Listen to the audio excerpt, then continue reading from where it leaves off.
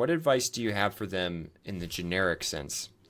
I think that, so my broad advice would just be situational context. And I think that's the thing where, and this is my disappointment. Well, two things, situational context and depth. And those two things go together, right? Because I just feel there's too many executives who manage by hand wavy keywords, right? And they'll read some, they'll hear some soundbite, or they'll see some, fortune cookie wisdom on X, Twitter, and then it's just like, oh my god.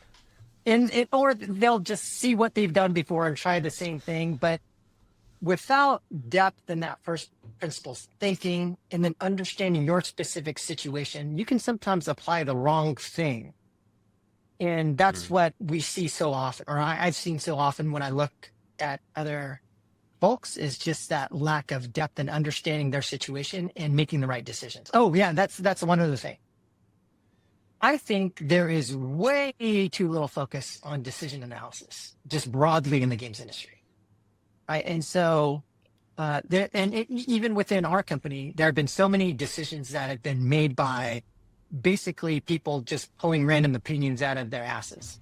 And so they didn't fully consider everything. And so these quick, you know, these really quick decisions are made on things that are very, very important. It's like, like what's that book? Thinking Fast and Slow, and the type one Yeah. thinking versus type two thinking. And too many decisions are made based upon the type one thinking for very complex and difficult decisions that may be like, in a Jeff Bezos style one-way door decisions, or the very costly decisions.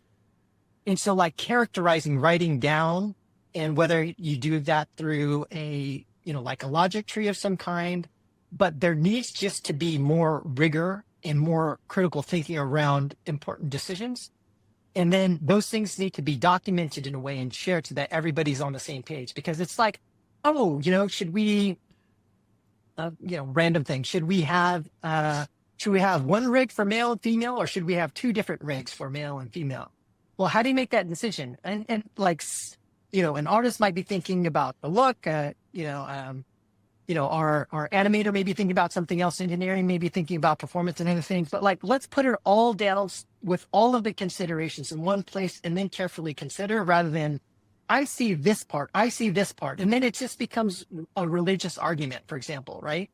And then at some Yeah. point, some dumb exec just makes a call, and it's just, it's just, then you're really just rolling the dice on a lot of these decisions, rather than actually having a very like thoughtful, first principle based, considered decision. And I just see that time and time and time again. Yeah. It brings to mind for me this idea of how so when we are in chaotic environments, we experience a lot of stress and anxiety and cortisol, and that's intentional because when we're in chaotic environments with it, almost the definition of that is there's a lot of things happening around me that I don't understand. I don't know what to do, and so I'm in chaos, and I certain parts of my brain deprioritize, namely type 2 thinking, that like sort of slow thinking goes down, fast thinking goes up, and we start responding. Um, I was trained as a leader for combat, and that is a chaotic environment. And sometimes you have to make a fast call because a slow you don't have Right. time. You don't have Yeah. time to make a slow call. What was interesting is as I left that environment and went into game dev, I found that often because of the potential stress in an environment, people thought they were in chaos and they responded like they were in chaos. They responded with fast decisions, like, "Oh, I need to know now." Let's. When in fact, I love this principle of sort of lean manufacturing, just-in-time decision making, where you kind of go, "Wait a minute, when do we need to have this decision made?" And if the answer is yesterday, then okay, let's make it and go. But sometimes the answer is like, actually, if we don't make this decision until next week, or a month from now, or 6 months from now, we'll actually be okay. Whatever that delta is between then and now, assuming that's an important, as you said, assuming we think of that as a very important decision, we have time now to go, okay, then I don't need to rush this. I don't need to rush that decision so that a decision has been made. Now we all know what to do. It's actually like, no, take the time you need. But I wonder if when we experience the stress and anxiety, we our brains kind of just trick us into going like, you're in chaos, move quickly, when it could be like, slow down. Like you said, let's put the different perspectives on the table. What are we trying to achieve? The rig question. Do we have one rig, two rigs? Anybody who's done game development for any length of time can immediately start going like, oh, pros and cons, right? Like I can start laying this out.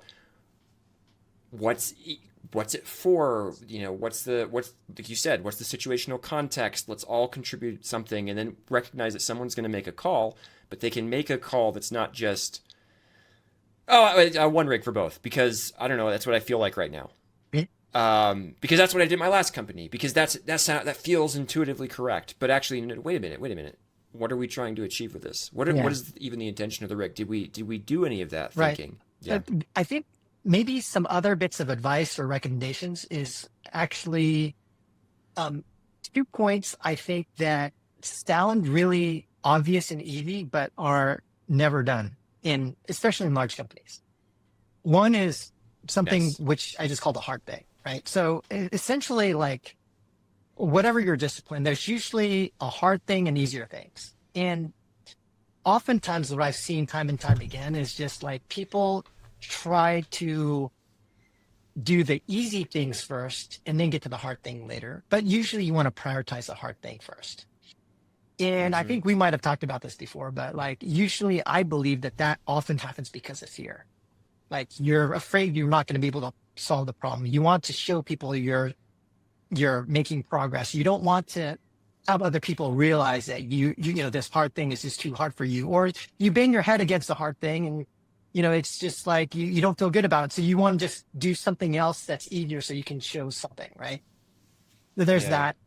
So that's the hard thing. And then the other thing is like, and we talked about stakes before, but I do think the ability to have the difficult conversation, and this is the bigger thing. This is the thing that it is so hard. I would say less than 10% of people, maybe dramatically less than 10% of people can actually read that issue that you have, the problem, because you have to call somebody out and talk to them about a really big problem or issue.